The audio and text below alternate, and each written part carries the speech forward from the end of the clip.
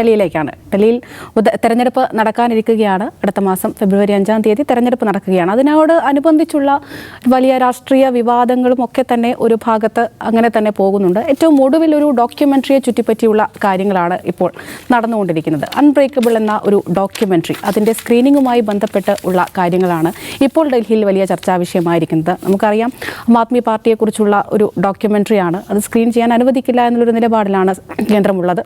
അത് എന്തുകൊണ്ട് എന്നൊക്കെ പരിശോധിക്കേണ്ടിയിരിക്കുന്നു. പക്ഷേ അത് എന്തുകൊണ്ട് എന്ന് തന്നെയാണ് നമുക്കും അറിയേണ്ടത്. നിഷാദ ഈ പറഞ്ഞതുപോലെ ഒരു ഡോക്യുമെൻ്ററിനെ ചുറ്റിപ്പറ്റിയിട്ടാണ് ഇപ്പോൾ കാര്യങ്ങളൊക്കെ നടക്കുന്നത്. ഇനിയിപ്പോൾ കുറച്ച് ദിവസങ്ങളേ ഉള്ളൂ തെരഞ്ഞെടുപ്പിലേക്ക് കടക്കാൻ വേണ്ടിയിട്ട്. അവിടെയുള്ള അഴിമതി ആരോപണം എല്ലാം നമ്മൾ കാണുന്നുണ്ട്, അറസ്റ്റ് നമ്മൾ കാണുന്നുണ്ട്, കഴിഞ്ഞ കുറേ നാളുകളെ നമ്മൾ കണ്ടുവരികയാണ്. ഇത് തന്നെയാണ് പരസ്പരം ഉന്നയിക്കുന്നത്. വെറുതെ ഉള്ള ആരോപണങ്ങളാണ് എന്ന് ആം ആദ്മി പാർട്ടി പറയുന്നുണ്ട്. കൃത്യമായ തെളിവുകളുണ്ട് എന്ന് BJP ഒരു ഭാഗത്ത് പറയുന്നുണ്ട്. ശരിക്കും അവിടെ എന്താ നടക്കുന്നത്? ഇങ്ങനെയുള്ള ഈ വാക്പോര് കൊണ്ട് മാത്രം തെരഞ്ഞെടുപ്പ് ജയിക്കാൻ പറ്റുമെന്നാണോ ഒരു പാർട്ടികളും കരുതുന്നത്?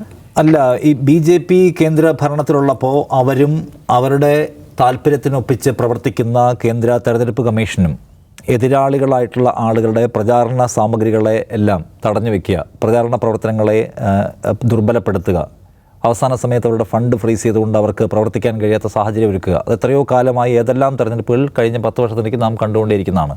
അതുകൊണ്ട് അൺബ്രേക്കബിൾ എന്ന് പറയുന്ന ഈ ഡോക്യുമെൻ്ററി വളരെ തുറന്ന ഹൃദയത്തോടെ ആം ആദ്മി പാർട്ടിയുടെ നേതാക്കൾ മനുഷ്യരോട് സംസാരിക്കുന്ന ഒരു ഭാഗമുള്ള സംഗതിയാണ്. എന്തുകൊണ്ടാണ് ഞങ്ങൾ പീഡിപ്പിക്കപ്പെടുന്നത്, എന്താണ് ഡൽഹിക്കുണ്ടായ നഷ്ടം, ഞങ്ങൾ എന്തുകൊണ്ട് വിജയിക്കണം എന്നൊക്കെയുള്ള കാര്യം പറയുന്നതാണ് അതിനകത്ത്. ഇപ്പോൾ ധ്രുവ് റാട്ടി അത് അപ്ലോഡ് ചെയ്തിട്ടുണ്ട്.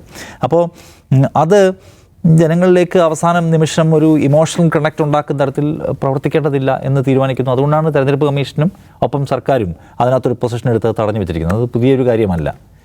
നമ്മൾ ഇപ്പോൾ ഈ വരാൻ പോകുന്ന തെരഞ്ഞെടുപ്പിൽ ആം ആദ്മി പാർട്ടി വലിയ ശുഭപ്രതീക്ഷ പങ്കുവയ്ക്കുകയാണ്. അന്ന് ഇദ്ദേഹം മുഖ്യമന്ത്രി കസേരയിൽ നിന്ന് മാറി നിൽക്കുകയും അതിശയെ ഏൽപ്പിക്കുകയും ഞാൻ ജനങ്ങളിലേക്ക് ഇറങ്ങി പണിയെടുക്കാൻ പോകുകയാണെന്ന് പ്രഖ്യാപിച്ചതിന് ശേഷമുള്ള തെരഞ്ഞെടുപ്പാണിത്. അപ്പോൾ ഈ തെരഞ്ഞെടുപ്പിൽ ആം ആദ്മി പാർട്ടിയെ സംബന്ധിച്ച് അവർക്ക് ജീവൻ മരണ പോരാട്ടമാണ്. കാരണം ആ മദ്യനയ അഴിമതി കേസിൽ അവരുടെ മുഖ്യമന്ത്രി അടക്കം മുഴുവൻ പേരും ജയിലിൽ പോയ കേസാണ്. അതിൽ ഞങ്ങൾ അഴിമതി കാണിച്ചിട്ടില്ല. കാരണം എന്താണ്, അഴിമതിക്കെതിരായിട്ടുള്ള വലിയ മുദ്രാവാക്യം ഉയർത്തിക്കൊണ്ട് ജനങ്ങൾക്കിടയിൽ സ്വീകാര്യത നേടിയ ഒരു മൂവ്മെൻറ്റും അതിൻ്റെ ഭാഗമായി വന്ന പൊളിറ്റിക്കൽ പാർട്ടിയുമാണ് ഇപ്പോൾ ഡൽഹി ഭരിക്കുന്നത് എന്ന് നമുക്കറിയാം.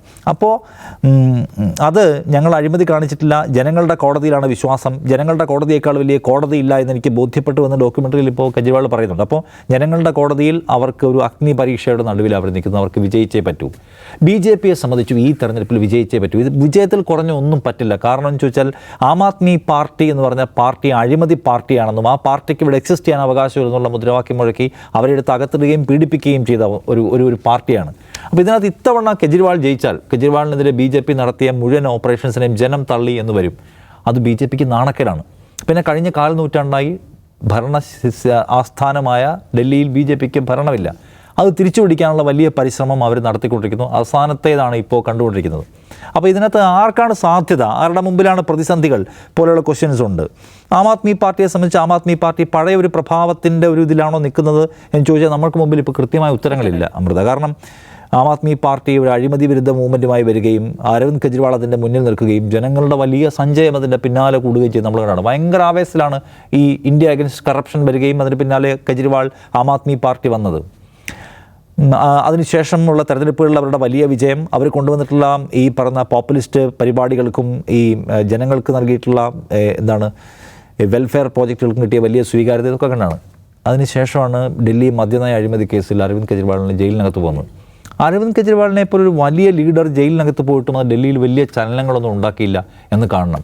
ഞങ്ങളെ വ്യാജമായ കേസിൽ വേട്ടയാടുകയാണെന്ന് പറഞ്ഞുകൊണ്ട് ഡൽഹിയിൽ ആം ആദ്മി പാർട്ടി പല പ്രൊട്ടസ്റ്റുകളും സംഘടിപ്പിച്ചപ്പോഴും പാർട്ടിക്കാരല്ലാത്തവരുടെ ഒരു പങ്കാളിത്തം അതിനെ തുറപ്പിക്കാൻ ജനങ്ങളുടെ ഒരു ആവേശം, നേരത്തെ നമുക്ക് ഓർമ്മയുണ്ട്, ഈ പാർട്ടി ഉണ്ടായി വന്ന വഴിയിൽ തെരുവുകൾ മുഴുവൻ ജനങ്ങൾ നിറഞ്ഞിരുന്നു. പക്ഷേ ഈ അറസ്റ്റിന് ശേഷം അങ്ങനെ ആളുകളെ വൈകാരികമായി സംഘടിപ്പിക്കുന്നതിൽ ആം ആദ്മി പാർട്ടിക്ക് വിജയിക്കാൻ കഴിഞ്ഞില്ല. അവർ പ്രഖ്യാപിച്ച എല്ലാ പ്രൊട്ടസ്റ്റുകളിലും വിചാരിച്ചത്ര ആളുകൾ പോലും ഉണ്ടായില്ല എന്ന് കാണണം. എന്ന് മാത്രമല്ല, അതിനുശേഷം നടന്ന ലോക്സഭാ തെരഞ്ഞെടുപ്പിൽ മുഴുവൻ സീറ്റിലും അവർ തോറ്റുപോവുകയും ചെയ്തു. വലിയ തോതിലുള്ള അരവിന്ദ് കെജ്രിവാൾ ജാമ്യം നേടി പുറത്തിറങ്ങി വന്ന് ഭയങ്കര തോതിലുള്ള ആക്ഷേപങ്ങൾ, കൂരമ്പുകൾ BJPക്കെതിരെ തൊടുത്തുവിടുന്നു. ഒപ്പം ആൻറ്റി BJP പ്ലസ് ഹിന്ദുത്വ ഒരു പാക്കേജാണ് പുള്ളി മുന്നോട്ട് വെച്ചത്, രണ്ടും ചേർത്തിട്ട്. പക്ഷേ അത് വിജയിച്ചില്ല. അപ്പോൾ അതുകൊണ്ട് ആം ആദ്മി പാർട്ടിക്ക് പഴയ തോതിലുള്ള ജനമനസ്സിൽ സ്വീകാര്യതയുണ്ടോ? ഞാൻ പറഞ്ഞ ലോക്സഭാ തെരഞ്ഞെടുപ്പ് തോറ്റുപോയ അഴിമതി കേസിൽ വേട്ടയാടപ്പെട്ടിട്ടും ജനങ്ങളുടെ പിന്തുണ പൂർണ്ണതയിൽ ഉറപ്പാക്കാൻ കഴിഞ്ഞില്ല എന്ന് വിചാരിക്കപ്പെടുന്ന ഒരു സ്ഥലത്ത് ആം ആദ്മി പാർട്ടി കുറച്ച് ഡിഫൻസിലാണ് എന്ന് മാത്രമല്ല പ്രധാന നേതാക്കളെല്ലാം പിടി ജയിലിലിടുകയും ആ പാർട്ടി ആ ദുർബലത സ്വാഭാവികമായും സ്വാധീനിച്ചിട്ടുണ്ട്. ആ ദുർബലത എന്ന് പറയുന്നതിനെ ദുർബലതയെ തന്നെ തുറന്നു വെച്ചുകൊണ്ട് ദുർബലതയെ തന്നെ ജനങ്ങൾക്ക് മുമ്പിലേക്ക് അവതരിപ്പിച്ചുകൊണ്ട് ഞങ്ങളിതാ വേട്ടയാടപ്പെട്ട് കഴിഞ്ഞു, ഞങ്ങൾ ആക്രമിച്ച് കീഴ്പ്പെടുത്തി കഴിഞ്ഞു, ഞങ്ങൾ നിങ്ങൾക്ക് വേണ്ടിയാണ് പണിയെടുത്തത്, നിങ്ങൾക്ക് വൈദ്യുതി സബ്സിഡി തരാനും നിങ്ങൾക്ക് ജല സബ്സിഡി തരാനും നിങ്ങൾക്കുള്ള ക്ഷേമ പ്രവർത്തനം തരാനും നിങ്ങൾക്ക് സൗജന്യ ബസ് ടിക്കറ്റ് തരാനും ഞങ്ങൾ പ്രയത്നിച്ചു, അതിനെ മുഴുവൻ ടോർപ്പിഡോ ചെയ്യാനാണ് മോദി ഇക്കാലം അത്രയും പണിയെടുത്തത്, ഞങ്ങളെ അകത്താക്കുന്നത് നിങ്ങളുടെ ക്ഷേമം ഇല്ലാതാക്കാൻ വേണ്ടിയാണ് എന്ന് പറഞ്ഞുകൊണ്ട് ഞങ്ങൾക്ക് എന്താണോ പറ്റിയത് ആ പറ്റിയത് മുഴുവൻ അവർ ജനങ്ങളുടെ മുമ്പിലേക്ക് തുറന്നു വെച്ചിരിക്കുകയാണ്. അപ്പോൾ അതാണോ വർക്കാവാൻ പോകുന്നത്, അതോ ഇനി വീണ്ടും അവരെപ്പോലെ തന്നെ ഇപ്പോൾ തന്നെ ഇന്നിപ്പോൾ മനീഷ് സിസോദിയ പറയുന്നുണ്ട് ഞങ്ങളുടെ പ്രകടന പത്രിക അതുപോലെ നിങ്ങൾ കോപ്പി അടിച്ചിരിക്കുക എന്ന് വെച്ചാൽ ഈ വൈദ്യുതി സബ്സിഡി, ഒപ്പം തന്നെ സ്ത്രീകൾക്ക് പുറമെ യുവാക്കൾക്കും ഉള്ള ബസ് യാത്രാ ടിക്കറ്റിനകത്തുള്ള ഇളവ്, പിന്നെ സ്ത്രീകൾക്ക് പ്രഖ്യാപിച്ചിരിക്കുന്ന ഓരോ മാസവും പ്രഖ്യാപിക്കുന്ന 2100 രൂപ. മഹാരാഷ്ട്രയിൽ അവർ പ്രഖ്യാപിച്ച് വിജയിച്ച വലിയൊരു സംഗതിയാണത്. അത് ഇവിടെയും പ്രഖ്യാപിച്ചിരിക്കുകയാണ്, സ്ത്രീകളെ കയ്യിലെടുക്കാനുള്ള ഒരു നീക്കം. അപ്പോൾ ആ സംഗതികൾ പ്രവർത്തിക്കാൻ പോകുന്നുണ്ടെന്ന് കാണണം. പിന്നെ മോദി ഇപ്പോൾ 5-ാം തീയതി ഇലക്ഷൻ നടക്കുമ്പോൾ കുംഭമേളയ്ക്ക് പോകുകയും ചെയ്യുന്നുണ്ട്. അപ്പോൾ മോദിയുടെ ഇമേജ് എന്തുമാത്രം പ്രയോജനപ്പെടും? മോദിയുടെ ഇമേജിനെ കുറിച്ച് പറയുമ്പോൾ മോദി കഴിഞ്ഞ തവണ പ്രയത്നിച്ചിട്ടും അവർക്ക് നിയമസഭ കിട്ടിയിട്ടില്ല എന്ന് കാണണം. മോദി ആവട്ടെ ഇത്തവണ കുറച്ചൊന്ന് പരിങ്ങിയ മട്ടിലാണല്ലോ. കഴിഞ്ഞ തവണ 3-ാം തവണ അദ്ദേഹത്തിന് വലിയ വിജയം ഉണ്ടാക്കാൻ പറ്റിയില്ല. അപ്പോൾ കുറച്ചൊരു ദുർബലമായ വിജയത്തിൻ്റെ തേരിലേറി വന്നിട്ടാണ് ഇപ്പം 3-ാം തവണ ഭരിക്കുന്നതെന്ന് ഓർക്കണം. അതുകൊണ്ട് മോദി ഫാക്ടർ എന്തുമാത്രം അവിടെ സെല് ചെയ്യാൻ പറ്റുന്നതാണെന്ന് സംശയമുണ്ട്. പക്ഷേ ഇത് പൂർണ്ണമായും ദുർബലമാക്കപ്പെട്ട ആപ്പ്, അഴിമതി ആരോപണത്തിൻ്റെ നിഴലിൽ നിൽക്കുന്ന ആപ്പ്, ആ ആപ്പിനെ ഇപ്പോൾ BJPക്ക് തോൽപ്പിക്കാൻ പറ്റിയിട്ടില്ലെങ്കിൽ ഇനി സമീപകാലത്ത് BJPയെ സംബന്ധിച്ച് ആലോചിക്കാൻ കഴിയാത്ത കാര്യമായിരിക്കും. അതുകൊണ്ട് എന്തും അവിടെ സംഭവിക്കും. എന്തും സംഭവിക്കുമെന്ന് നമ്മൾ വിചാരിക്കണം. ആ തെരഞ്ഞെടുപ്പിനെ വിജയിച്ച് BJPയെ സംബന്ധിച്ച് മതിയാവൂ. ആപ്പിൻ്റെ കോൺഫിഡൻസ് എന്താണ്? അവരിപ്പോൾ അരവിന്ദ് കെജ്രിവാളിൻ്റെ നേതൃത്വത്തിൽ ഓരോ വീടുകൾ തോറും ആപ്പിൻ്റെ സന്ദേശം എത്തിക്കാനുള്ള ഒരു മിഷനറി പ്രവർത്തിക്കുന്നുണ്ടെന്ന് പറയുന്നു. അപ്പോൾ സാധാരണ നിലയ്ക്ക് ലോക്സഭയിലേക്ക് ദേശീയ തെരഞ്ഞെടുപ്പിൽ BJP, സംസ്ഥാന തെരഞ്ഞെടുപ്പിൽ മറ്റ് കക്ഷികളെന്നാണ് ഈ സമീപകാലത്ത് ഡൽഹിക്കാർ സ്വീകരിച്ച് വന്നിട്ടുള്ള അഡോപ്റ്റ് ചെയ്തിട്ടുള്ള അവരുടെ നയവതാണ്. അത് ഇത്തവണ ആവർത്തിക്കപ്പെടുമോ അതോ ഭരണസിരാ കേന്ദ്രം ഒരു 1/4 നൂറ്റാണ്ടിന് ശേഷം BJP തിരിച്ചു പിടിക്കുമെന്ന് കാത്തിരുന്ന് കാണണം. രണ്ടായാലും രണ്ടുപേരുടെയും ജീവൻ മരണ പോരാട്ടമാണ്. അതെ നാസർ, അത് തന്നെയാണ് അറിയേണ്ടത്. എന്താണ് തോന്നുന്നത്? ഈ പറഞ്ഞതുപോലെ ലോക്സഭാ തെരഞ്ഞെടുപ്പിൽ എപ്പോഴും നമ്മൾ കാണുന്നത് തന്നെയാണ് BJP എല്ലാം തൂത്തുവാരുന്നൊരു സാഹചര്യം. പക്ഷേ നിയമസഭാ തെരഞ്ഞെടുപ്പിലേക്ക് വരുമ്പോൾ അത് അവർക്ക് നേരെ തിരിച്ചടിയാവുന്നൊരു കാഴ്ചയാണ് കാണുന്നത്. ഇത്തവണ ഈ ആപ്പ് ഉന്നയിക്കുന്ന സ്ഥിരമായി ഞങ്ങൾ ആക്രമിക്കപ്പെടുന്നു എന്നുള്ള കാര്യങ്ങൾ ജനം അത് മുഖവിലേക്ക് എടുക്കുമെന്ന് തോന്നുന്നുണ്ടോ? ഇത്തവണയും ആപ്പിൻ്റെ കൂടെ ആയിരിക്കുമോ ജനങ്ങൾ? ഇത്തവണ ആപ്പിന് മാത്രമല്ല എല്ലാവർക്കും, ഇപ്പോൾ കോൺഗ്രസ് അടക്കം, നമ്മളിതിൽ ഒട്ടും പറയാതെ പോയത്, ഒട്ടും പരാമർശിക്കാതെ പോയത് കോൺഗ്രസ് അടക്കം എല്ലാവരും ഡൽഹിയിൽ ഒരുപോലെയാണ്. എല്ലാവരും എന്ന് വെച്ചാൽ എല്ലാവരും ആൻറ്റി ഇൻക്യുംബൻസി ഫാക്ടർ അനുവദിക്കാൻ വിധിക്കപ്പെട്ടവർ. കോൺഗ്രസിൻ്റെ ഭരണത്തിൻ്റെ ഗുണം കൊണ്ടാണല്ലോ കോൺഗ്രസ് ഭരണത്തിൻ്റെ അടുത്തേക്കൊന്നും എത്താത്ത വിധത്തിൽ കോൺഗ്രസ് ഡൽഹിയിൽ നിന്ന് നിഷ്കാഷണം ചെയ്യപ്പെട്ട ഒരു പാർട്ടിയാണ് കോൺഗ്രസ്. ഡൽഹി ഒരു ഘട്ടത്തിലെങ്കിലും ഭരിച്ചിട്ട് തോറ്റുപോയൊരു പാർട്ടിയാണ് BJP. ഈ ഭരിച്ചുകൊണ്ടിരിക്കുന്ന ഒരു പാർട്ടിയാണ് ആം ആദ്മി പാർട്ടി. ഇത് മൂന്നും ഒരേ തരത്തിൽ തന്നെ, ഇത് എന്താണ് ഈ മൂന്ന് ആളുകളുടെയും ഭരണത്തിൻ്റെ ഗുണം എന്നും ദോഷമെന്നും തിരിച്ചറിയാൻ കഴിഞ്ഞ ആൾക്കാരാണ് ഡൽഹിക്കാർ. അതുകൊണ്ട് തന്നെ സ്വാഭാവികമായിട്ടും ഈ മൂന്ന് കൂട്ടർക്കും ഒരേ തരത്തിലാണ് ഇതിൻ്റെ ഒരു വരുംവരായികൾ അനുഭവിക്കേണ്ടി വരും. പക്ഷേ ഇതിലേറ്റവും പ്രധാനപ്പെട്ട ഒരു സംഗതി ഈ പറയുന്ന ഡോക്യുമെൻ്ററിയുടെ കാര്യത്തിൽ, ഡോക്യുമെൻ്ററി വളരെ ലളിതമാണ്. ഡോക്യുമെൻ്ററി ഈ പറഞ്ഞ നമ്മുടെ മദ്യനയ അഴിമതി കേസ് എന്ന പേരിൽ കേസുണ്ടാക്കിയിട്ട് അതിൻ്റെ മുഴുവൻ നേതാക്കളെയും അറസ്റ്റ് ചെയ്ത് ജയിലിലിട്ടിട്ട് പാർട്ടിയെ പ്രവർത്തിക്കാൻ പറ്റാത്ത തരത്തിലാക്കി മാറ്റിയിട്ട്, ഒരു പാർട്ടിയെ തന്നെ പ്രവർത്തിക്കാൻ പറ്റാത്ത തരത്തിലാക്കി മാറ്റിയതിൻ്റെ മുഴുവൻ കഥകളും പുറത്തു കൊണ്ടുവരുന്ന തരത്തിൽ ആ ഡോക്യുമെൻ്ററി ധ്രുവ് റാട്ടി അപ്ലോഡ് ചെയ്ത് ഷെയർ ചെയ്ത സമയത്ത് തന്നെ അദ്ദേഹം പറയുന്നുണ്ട് ഏത് സമയത്ത് വേണമെങ്കിലും ഡിലീറ്റ് ചെയ്യപ്പെടാവുന്ന ബാൻ ചെയ്യപ്പെടാവുന്ന ഒരു സാധനമാണ്, അതുകൊണ്ട് നിങ്ങൾ ഇപ്പോൾ കണ്ടോളൂ എന്ന്. തന്നെയുമല്ല അദ്ദേഹം അതിൻ്റെ ഒരു ആമുഖമായിട്ട് പറയുന്ന വേറെ ഒരുപാട് കാര്യങ്ങൾ അതിലുണ്ട്. ഇപ്പോൾ ഇന്ത്യയിൽ അനുവദിക്കപ്പെട്ട ഡോക്യുമെൻ്ററികൾ, സിനിമകൾ ഏതൊക്കെ, ഇപ്പോൾ കേരള സ്റ്റോറി അടക്കമുള്ള സംഗതികളെ ഗവൺമെൻറ് പ്രോത്സാഹിപ്പിക്കുകയും അതിനുവേണ്ടി പ്രോത്സാഹനം കൊടുക്കുകയും ചെയ്യുന്നു. അതേസമയം ഗവൺമെൻറ് വിമർശിക്കപ്പെട്ട് വരുന്ന മുഴുവൻ സാധനങ്ങളെയും ഇങ്ങനെ നിരോധിക്കുകയും ചെയ്യുന്ന ഒരവസ്ഥയുണ്ട് എന്ന് പറഞ്ഞിട്ട് അങ്ങനെ ഒരു ഗവൺമെൻറ് ഒരു സ്വേച്ഛാധിപത്യത്തിൻ്റെ അല്ലെങ്കിൽ ഈ അറിയാനുള്ള അവകാശം തടഞ്ഞു വെക്കുന്ന ഒരു പ്രശ്നമായിട്ട് കൂടി ഉയർത്തി കാണിച്ചിട്ടാണ് ധ്രുവ് റാട്ടി ഇത് കൊണ്ടുവന്നത്. അപ്പം അത്തരമൊരു അവസ്ഥയിൽ ആ തലത്തിൽ അത് ചർച്ച ചെയ്യപ്പെടും എന്ന് തന്നെയാണ് എനിക്ക് തോന്നുന്നത്.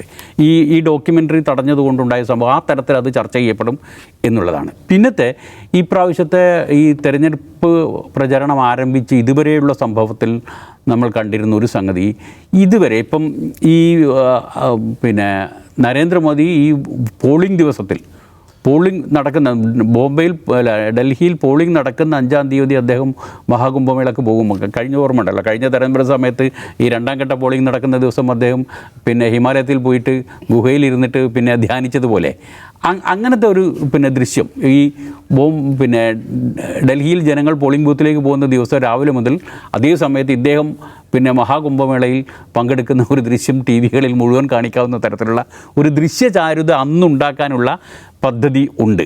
അത് ഇപ്പോൾ പ്രഖ്യാപിച്ചിട്ടുണ്ട് BJP. എന്നാൽ ഇതുവരെ BJP ആയിരുന്നില്ല ഡൽഹിയിൽ ഈ പിന്നെ വർഗീയ അല്ലെങ്കിൽ മതപരമായ കാർഡുകൾ കുറച്ചെങ്കിലും കാണിച്ചിരുന്നത്. ഇത്രയും ദിവസമായിട്ട് BJP ആയിരുന്നില്ല കാണിച്ചിരുന്നത്. ഇത്രയും ദിവസമായിട്ട് BJP ചെയ്തിരുന്നത് മുഴുവൻ ഒരു പ്രതിപക്ഷ പാർട്ടി ചെയ്യുന്ന പണി തന്നെയായിരുന്നു. ആം ആദ്മിയുടെ പിന്നെ നയം ശരിയല്ല, അവിടെ കുടിവെള്ളം കിട്ടുന്നില്ല എന്നുള്ള തുടങ്ങിയ ഇവരുടെ ഭരണം ശരിയല്ല, കുടിവെള്ളം കിട്ടുന്നില്ല, ജനങ്ങളുടെ അടിസ്ഥാന പ്രശ്നങ്ങൾ ഉയർത്തി കാണിച്ചുകൊണ്ടായിരുന്നു BJP ഇത്രയും ദിവസം പ്രചരണ രംഗത്തുണ്ടായിരുന്നത്. അതേ സമയത്ത് കുറഞ്ഞ തോതിലെങ്കിലും പിന്നെ ഇതൊക്കെ കാണിച്ചിരുന്നത് ഈ ഒരു എന്താ പറയുക, നമ്മൾ മതപരമായ സംഗതികൾ, മതപരമായ കാർഡ് ഇളക്കി കുറച്ച് ദിവസങ്ങളും കളിച്ചു നോക്കിയത് ആം ആദ്മി തന്നെ. ആം ആദ്മി അവിടെ പിന്നെ ഈ ആരാധനാലയങ്ങളിലെ പുരോഹിതന്മാർക്ക് പിന്നെ പ്രത്യേക ഫണ്ടും പ്രത്യേക പിന്നെ പദ്ധതിയും പ്രഖ്യാപിക്കുന്നു. ഇത് ഗുരുദ്വാരകളിലെ പിന്നെ പുരോഹിതന്മാർക്കും അതുപോലെ തന്നെ ഹിന്ദു ക്ഷേത്രങ്ങളിലെ ആളുകളും. അപ്പോൾ അവിടെ ഭയങ്കര തമാശയൊക്കെ ഇതിനിടയ്ക്ക് നടക്കുന്നുണ്ട്. നമ്മളത് ഡൽഹി ആയതുകൊണ്ടും നമ്മളങ്ങനെ ശ്രദ്ധിക്കപ്പെടാതെ ഹിന്ദു ക്ഷേത്രങ്ങളുടെ പൂജാരിമാർ അല്ലെങ്കിൽ സാധു മഹാരാജ് ഈ പൂജാരി ലൈനിലുള്ള ആളുകളുടെ ഒരു സംഘടന BJP അനുകൂലമായ സംഘടന ഉണ്ടായിരുന്നു. അത് പിന്നെ ഏതാണ്ട് തകർന്നു പോയപ്പം ആം ആദ്മി അതിന് പകരമായിട്ട് അവിടെ ഒരു സംഘടന രൂപീകരിക്കുന്നുണ്ട്. ആം ആദ്മി അതിന് പകരമായിട്ട് സംഘടന രൂപീകരിക്കുക മാത്രമല്ല, ഈ പറഞ്ഞ പദ്ധതി, ഈ പുരോഹിതന്മാർക്കുള്ള സഹായ പദ്ധതി നേരത്തെ തന്നെ പ്രഖ്യാപിക്കുകയും എന്നിട്ട് പിന്നെ കേജ്രിവാൾ തന്നെ അതിൻ്റെ ഈ അപേക്ഷാ ഫോറങ്ങൾ നേരിട്ട് പിന്നെ ഗുരുദ്വാരകളിലും ക്ഷേത്രങ്ങളിലും ഒക്കെ പോയിട്ട് അതിൻ്റെ അപേക്ഷാ ഫോറങ്ങൾ പൂരിപ്പിച്ച് വാങ്ങുകയൊക്കെ ചെയ്തിട്ടുള്ളൊരു നാടകം സംഗതികളൊക്കെ അവർ തുടങ്ങിക്കഴിഞ്ഞ ശേഷമാണ് ഈ തവണ പിന്നെ ഇവർ ചെല്ലുന്നത്. ഈ BJP അതിനേക്കാൾ വലിയ ഈ മഹാകുംഭമേള പ്രഖ്യാപിച്ചുകൊണ്ട് വന്നിട്ടുള്ളത്. അങ്ങനെ മത്സരം പിന്നെ അത്യാവശ്യം വർഗീയമായിട്ടും കഴിഞ്ഞിട്ടുണ്ട്. സാധാരണഗതിയിൽ ഇത് നേരത്തെ തന്നെ തുടങ്ങേണ്ടതായിരുന്നു. ഈ വർഗീയ കാർഡ് ഇറക്കിയിട്ടില്ല, ഇതുവരെ ഇറക്കിയിട്ടുണ്ടായിരുന്നില്ല. ഇപ്പം ഈ AAPയുടെ വർഗീയ കാർഡുകൾ വന്നു കഴിഞ്ഞതിന് ശേഷമാണ് BJP ഇപ്പം ഈ മഹാകുംഭമേളയ്ക്ക് മുഖ്യമന്ത്രി അന്ന് പോകുന്നു എന്നുള്ള പ്രഖ്യാപനം നടത്തില്ല. അങ്ങനെ സംഭവം ഇതിൻ്റെ അവസാന ഘട്ടത്തിലേക്ക് എത്തുമ്പം ഇത് ഇങ്ങനെ പിന്നെ ഒരു വർഗീയ മത്സരം കൂടിയായിട്ട് മാറുകയാണ്. സംഗതി ഈ പറഞ്ഞതുപോലെ തന്നെ എന്താണെന്ന് കണ്ടറിയുക തന്നെ വേണം ഡൽഹിയുടെ തവണത്തെ അവസ്ഥ. പക്ഷേ കോൺഗ്രസ് ഈ പറഞ്ഞ പോലെ ഈ മത്സരങ്ങളിലും ഇല്ല എന്ന് തോന്നുന്ന വിധം ചിത്രത്തിലില്ല എന്ന് പറഞ്ഞാൽ രാഹുൽ ഗാന്ധി പ്രിയങ്ക ഗാന്ധിയും ഒരു ദിവസം ഇറങ്ങി വോട്ട് പിടിച്ചു. പിന്നെ ഒരു ദിവസം ഇറങ്ങിയിട്ട് അവരുടെ ഒരു പിന്നെ ഇത് ഉദ്ഘാടനം ചെയ്തു, അവരുടെ ഒരു പിന്നെ അവരുടെ പ്രചരണ പരിപാടി അവർ തന്നെ ഉദ്ഘാടനം ചെയ്തിട്ട് പിന്നെ അവർ തന്നെ നിഷ്ക്രിയരായി എന്ന് തോന്നുന്നു, എന്താ രംഗം വിട്ടു എന്ന് തോന്നുന്ന തരത്തിലാണ് ഡൽഹിയിൽ കാണുന്നത്. സത്യത്തിൽ ഡൽഹിയിൽ അവരിപ്പോഴും കാണുന്നത് അവർ പാർട്ടി തലത്തിൽ ഇവരുടെ പാർട്ടിയുടെ പുതിയ ഓഫീസ് ഉണ്ടാക്കുന്നു, പുതിയ ഓഫീസിൻ്റെ ഉദ്ഘാടനം ചെയ്യുന്നു, ആ തരത്തിൽ കാണിക്കുന്ന ഒരു പിന്നെ എൻതൂസിയാസം പോലും ഈ തെരഞ്ഞെടുപ്പിന് അവർ കാണിക്കുന്നില്ലേ എന്നുള്ളൊരു സംശയമുണ്ട്. അതെ, കാത്തിരിക്കാം. ഏതായാലും ഈ വിവാദങ്ങളും പ്രത്യാരോപണങ്ങളും ഒക്കെ ആർക്ക് അനുകൂലമാകുമെന്ന് നോക്കി തന്നെ അറിയാം. ഫെബ്രുവരി 8-ാം തീയതി വരെ നമുക്ക് കാത്തിരിക്കാം.